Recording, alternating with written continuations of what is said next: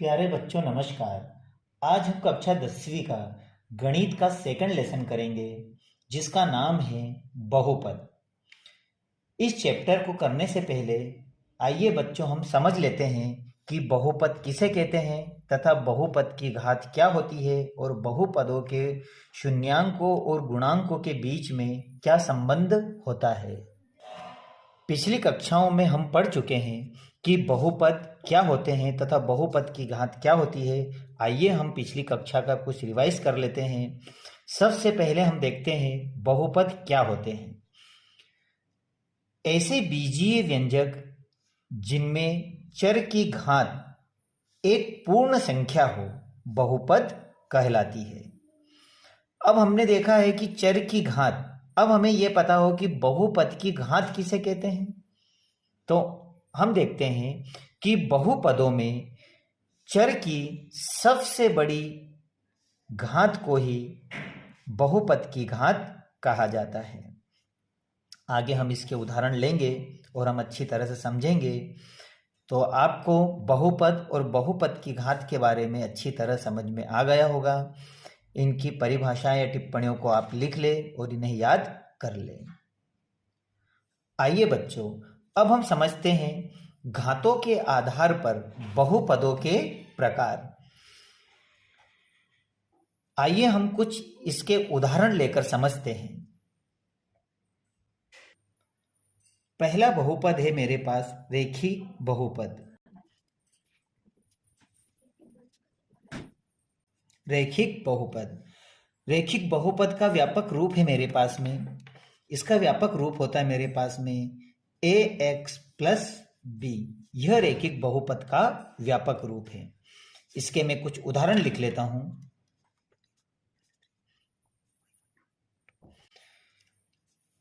यह हमारे रैखिक बहुपद, बहुपदों में चर की सबसे बड़ी घात 1 है, इसलिए यह रैखिक बहुपद होगा। और रैखिक बहुपदों का अधिकतम शून्यांक 1 होता है, तो इसका शून्यांक होगा 1। जब हम इसके सवालों को हल करेंगे तो इसका अधिकतम शून्यांक 1 होगा। आइए अब हम देखते हैं द्विघात बहुपद।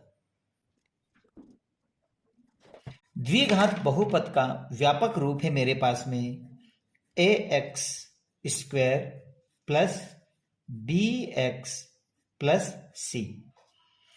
इसके कुछ उदाहरण ले लेते हैं।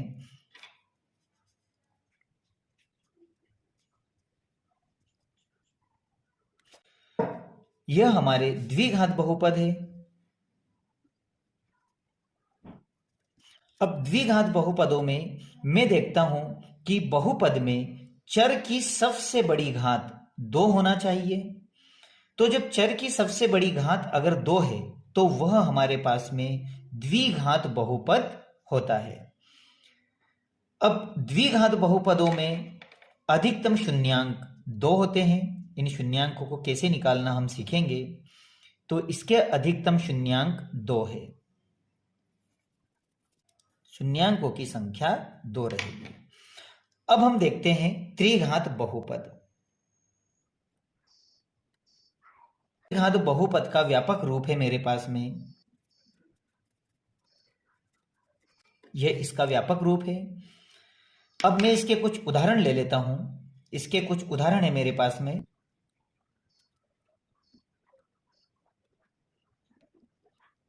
डी, यह मेरे पास में त्रिघात बहुपद है और इसके अधिकतम शून्यांकों की संख्या 3 होती है, जिसको हम जीरोस कहते हैं। तो अधिकतम इसके जीरोस 3 रहेंगे। अब हम समझते हैं कि त्रिघात बहुपद क्या होती है। तो बहुपदों में चर वाली संख्या की सबसे बड़ी घात 3 हो, तो ऐसे बहुपदों को हम त्रिघात बहुपद कहते हैं। तो यहाँ उदाहरणों में हम देखते हैं कि x की घात 3 बड़ी से बड़ी 3 है, इसी तरह x की घात यहाँ सबसे बड़ी 3 है, इसलिए यह त्रिघात बहुपदों के उदाहरण हैं। तो आप इसकी परिभाषा भी यहाँ देख ले। आइए बच्चों, अब हम देखते हैं इन बहुपदों में गुणांकों यह x के गुणांक है और इसके शून्यांकों के बीच में क्या संबंध है। यह आपके लिए सबसे महत्वपूर्ण टॉपिक है क्योंकि यह आगे आपको प्रश्नावलियों को हल करने में महत्वपूर्ण भूमिका निभाएगा। तो हम अब देख रहे हैं बहुपदों के शून्यांकों और गुणांकों के बीच में संबंध। तो इससे पहले मुझे समझना होगा कि बहुपदों के शून्यांकों का क्या अर्थ है।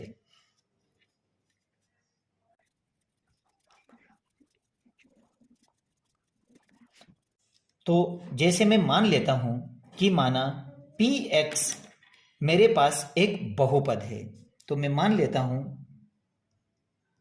माना px एक बहुपद है और k एक वास्तविक संख्या है। वास्तविक संख्या है। अब अगर मैं इस बहुपद में इस k का वैल्यू अगर रखता हूं और इसका मान अगर 0 आ जाता है तो मेरा जो k है ये इस बहुपद px का एक शून्यांक होगा। तो pk बराबर 0। अगर k की वैल्यू इस बहुपद में रखने के बाद 0 आती है तो यह इसका एक शून्यांक होगा।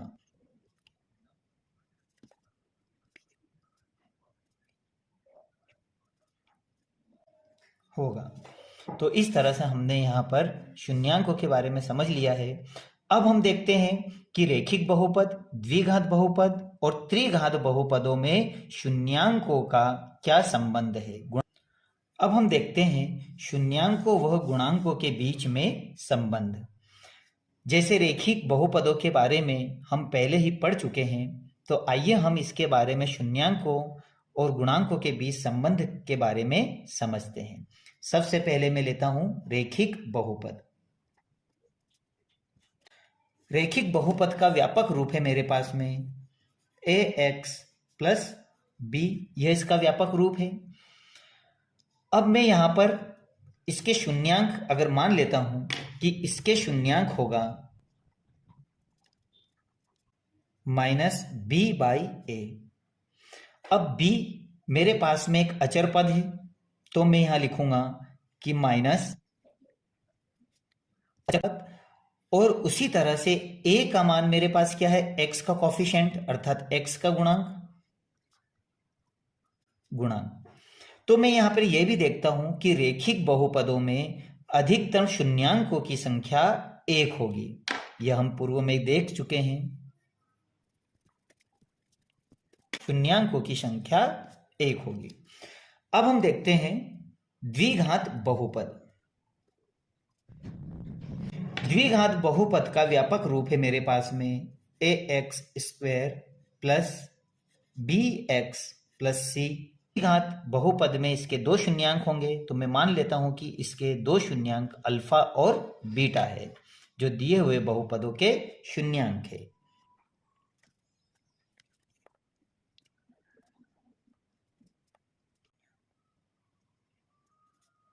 शून्यांक है।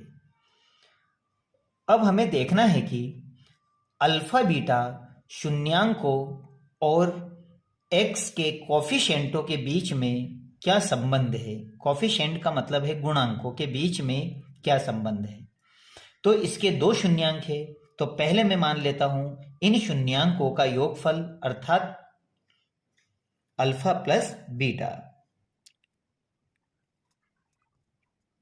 आपके शून्यांक आपने माने हैं अल्फा प्लस बीटा, तो शून्यांकों का योगफल होता है माइनस b अपॉन a। अब मेरे व्यापक रूप में b का मान क्या है, x का गुणांक, तो मैं यहां लिख सकता हूं कि माइनस x का गुणांक। वहीं पर मेरे पास में a का मान क्या है, x स्क्वायर का गुणांक। अब मेरे पास दूसरा आता है शून्यांकों का गुणनफल।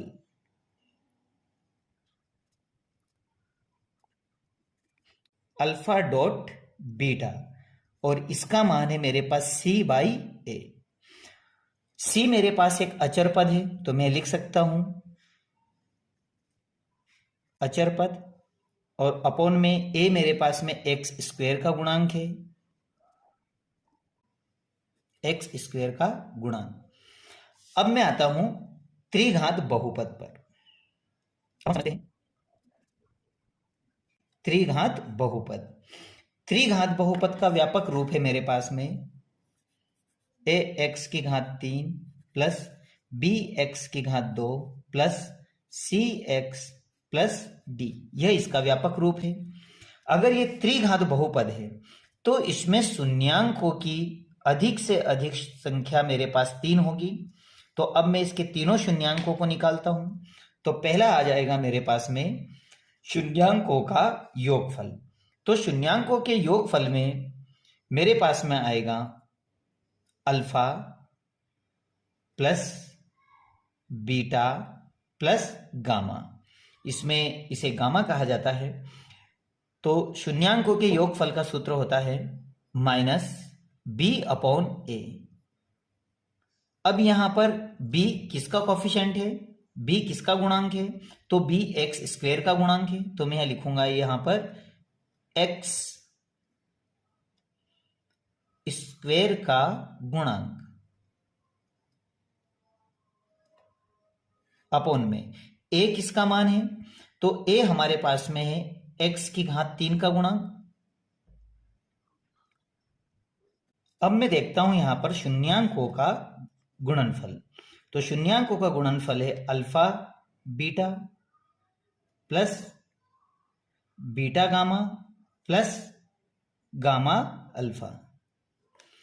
तो इसका सूत्र होता है मेरे पास में c अपॉन ए। c हमारे पास में x का कॉफिशिएंट है, तो हम लिखेंगे यहां पर कि यह x का गुणांक है, और a मेरे पास x की घात 3 का गुणांक है।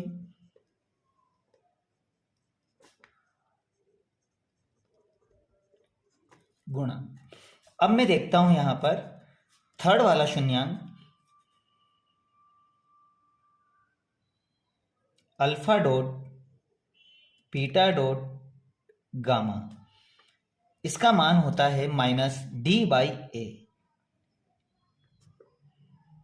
अब यहां पर देखता हूं मैं d का किसका कॉफिशिएंट है, तो d मेरे पास एक अचर पद है, अचर पद, और a मेरे पास x की घात 3 का गुणांक है।